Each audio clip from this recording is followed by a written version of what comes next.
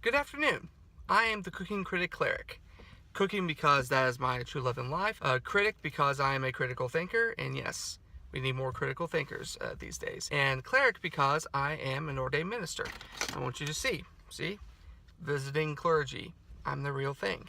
And I wanted to share with you something on the, well, it's not really kind of critical, but mainly clerical clergy, something that is very important to me, and that is special needs children.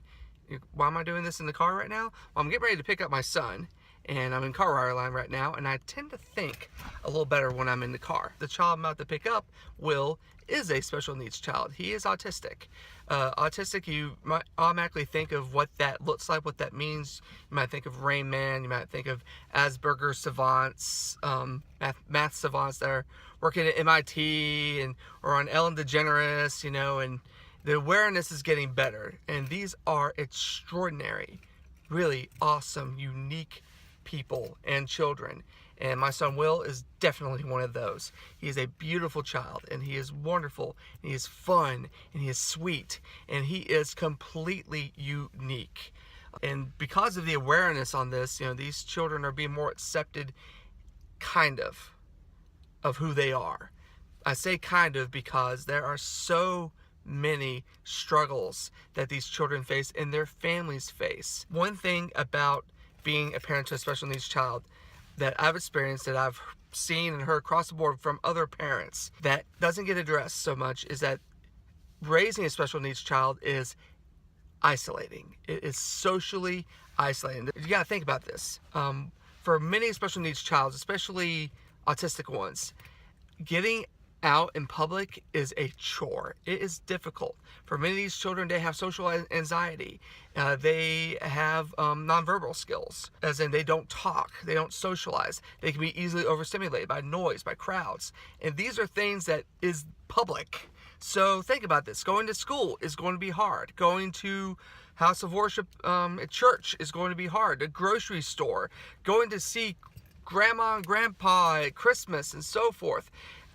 These things don't happen, or if they do, it is a struggle, and so often getting out of the house is impossible. And that being said, for the caregivers of these children, it is an exhausting thing, because these parents or these grandparents and so forth, they're physically exhausted. You got to think about this. If these children are getting therapy and in school, out of school, at home, you're on the move all the time, or you're at meetings, or you're on the phone with your therapist or with the billing department and so forth. It is exhausting. It eats up all of your day and all of your time. You don't get out much. You think you get somewhere, and then you have setbacks, and your child struggles and has frustrations, and you're burning out there spiritually. It's hard. It sucks. So these families are struggling, and they often get overlooked as they look at the children, which is important. But for these families, what are they going to do? This is a huge problem. There are 20 million special needs, or the word is disabled, children in the United States alone. 20 million. Or if you go just on the autistic spectrum, you're looking at 1 out of every 50 to 60 children. Varies on which stats you go by, but that's still a lot. So the need is great. What are these families to do? Well, as it turns out, not very recently, I had the opportunity to see 2 ways that these families can get the help that they need. And I'm going to share those with you. The first one is this ministry called Buddy Break. Description right here. It's what you do on YouTube. You see the description right here. This is a ministry of where special needs children and their siblings go to a church for 1 day of a month, 3 hours during that time. So it's usually a Saturday morning through lunch. They go there to play. Simple as that. Now, car ride line's starting to move, so I better start up the car.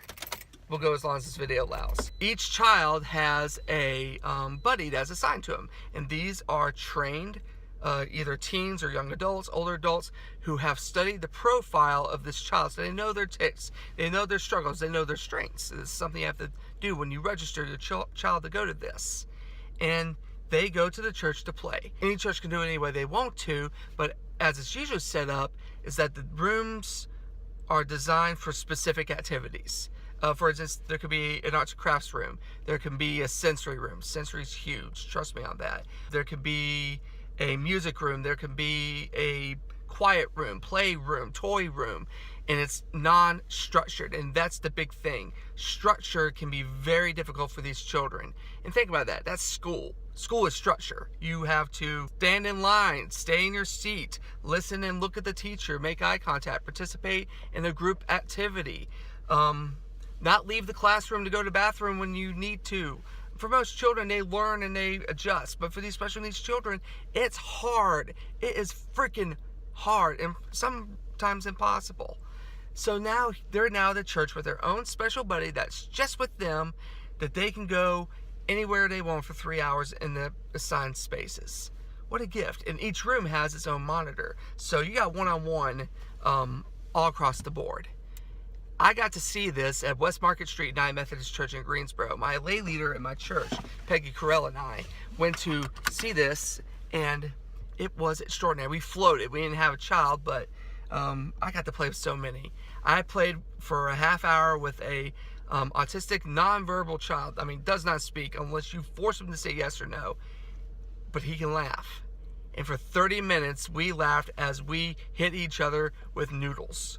The swimming noodles, those floating swimming noodles, playing lightsaber battles. And it was so awesome. For a half hour, it was incredible. What joy. And I was pumped afterwards. I wasn't tired at all. It was just great. Think about this. This child can't play with that at home. He's going to knock over furniture or break something, hit your sister's face, or hit mom or dad while they're trying to work over the bills for your therapy, and so forth. And here they can. What a gift. And for their siblings, too, that they also get to go as well. Oh boy, here we go. We're driving. Brad, you can't do both. Well, maybe. We'll try for a second. But I wanted to add, though, and then I'll cut off.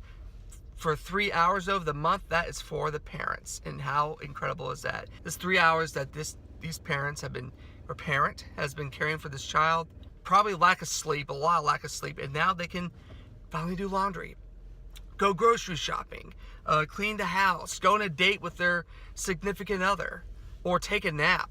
I mean, OMG, you can finally get some uninterrupted sleep.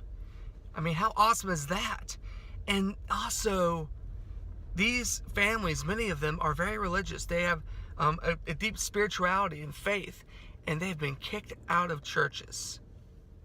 Yes, as in their child is making a ruckus, making a fuss in worship or in Sunday school, and they're told, you're going to need to leave.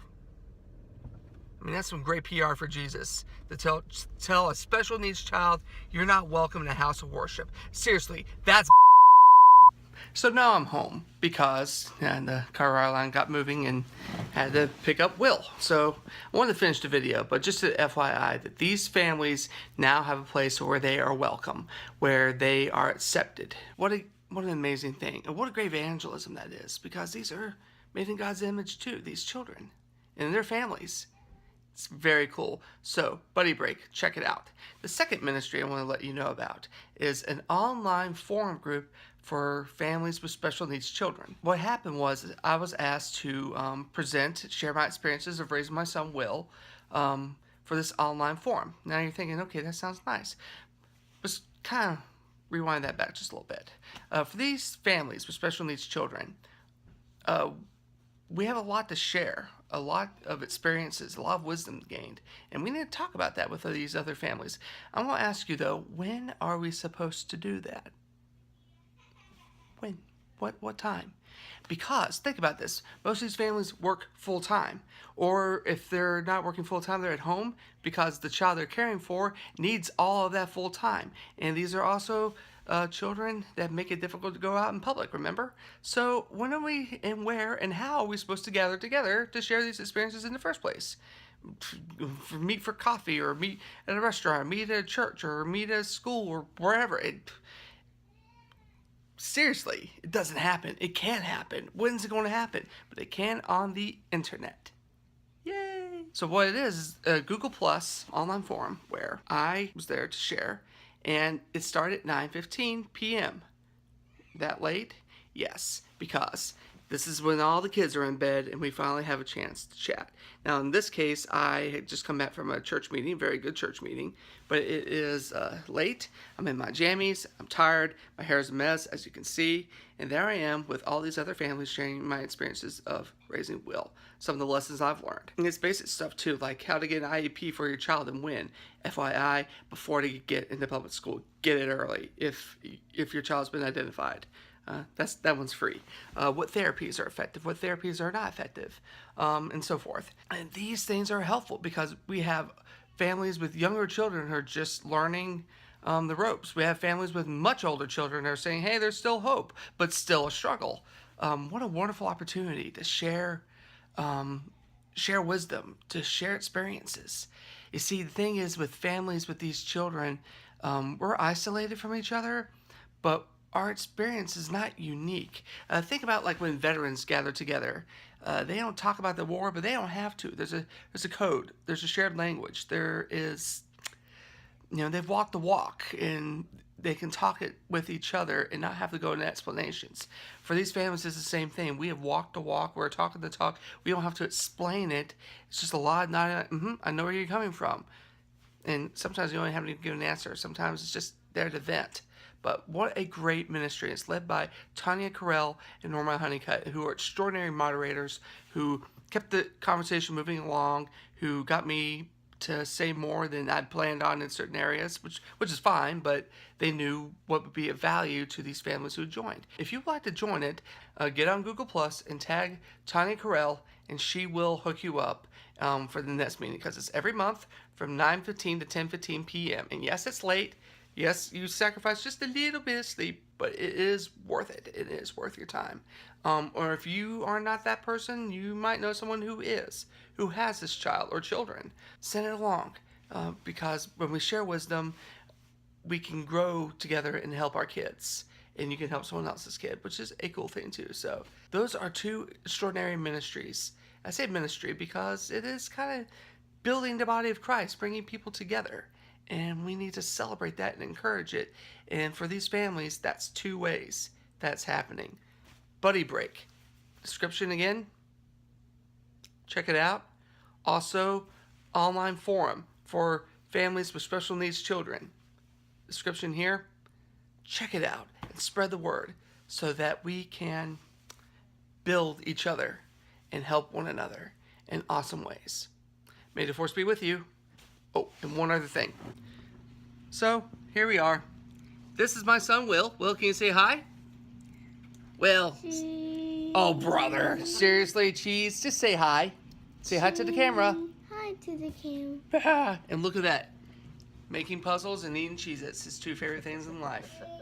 That's a 100-piece puzzle. Just got it, and he's already putting it together because he's extraordinary, like I said. Peace out.